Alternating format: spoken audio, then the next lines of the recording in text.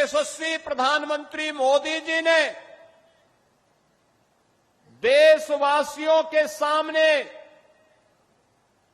आजादी के अमृत महोत्सव वर्ष के अवसर पर जो लक्ष्य तय किया था, उस लक्ष्य को प्राप्त करने के लिए कि 2047 में भारत एक विकसित भारत होगा, उस विकसित भारत के लिए विकसित और आत्मनिर्भर उत्तर प्रदेश बनाने की दिशा में डबल इंजन की भारतीय जनता पार्टी की सरकार के द्वारा किए गए प्रयासों का एक प्रतिफल है कि उत्तर प्रदेश बीमारू राज्य से अब एक्सप्रेस वे प्रदेश के रूप में अपनी पहचान बना रहा है।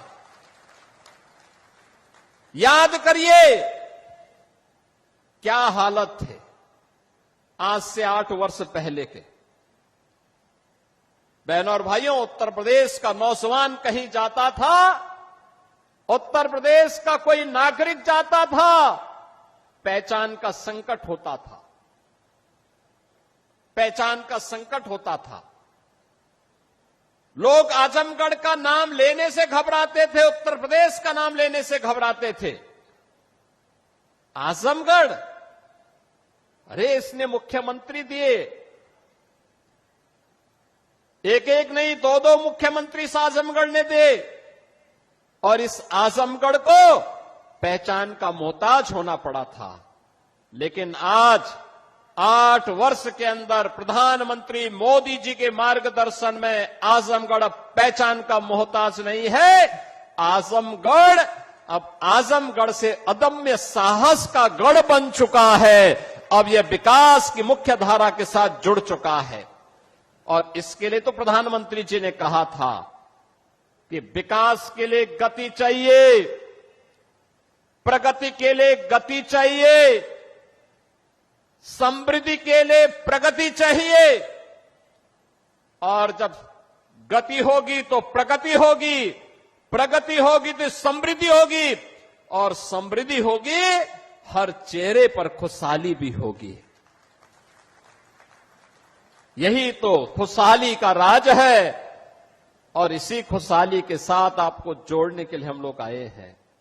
याद करिए कितनी विकास की योजनाएं पिछले 8 वर्ष में आजमगढ़ में आई। पूर्वांचल एक्सप्रेस वे का शिलान्यास भी 2018 में, जुलाई 18 में प्रधानमंत्री जी ने किया था, और उद्घाटन 2021 में पूर्वांचल एक्सप्रेस वे का उद्घाटन भी आदरणीय प्रधानमंत्री नरेंद्र मोदी जी ने किया था। याद करिए 340 किलोमीटर लंबे इस एक्सप्रेस वे को अब मैं देखता हूं आजमगढ़ के लोग, मऊ के लोग, गाजीपुर के लोग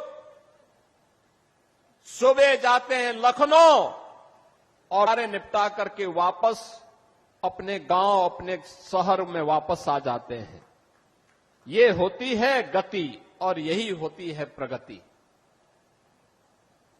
जब हम लोग 2017 में आए थे, हमारे पास 1.5 एक्सप्रेसवे थे, यमुना एक्सप्रेसवे और आगरा लखनऊ एक्सप्रेसवे का काम आधा हुआ था, आधा हुआ था।